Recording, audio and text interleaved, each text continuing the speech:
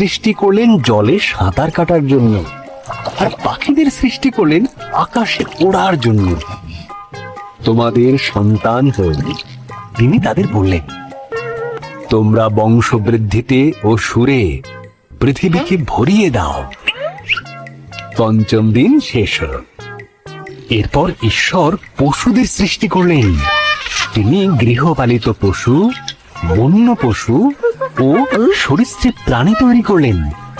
ঈশ্বর বললেন, আরো একটি সৃষ্টি বাকি আছে, যা সবার মধ্যে অত্যন্ত মূল্যবান। তাই তিনি নিজের মতন করে পুরুষ ও নারী সৃষ্টি করলেন। তিনি বললেন, তোমাদের সন্তান হোক, পৃথিবীর দায়িত্ব নাও, মাছ ও পশু পাখিদের যত্নে রেখো। ষষ্ঠ দিন শেষ হল।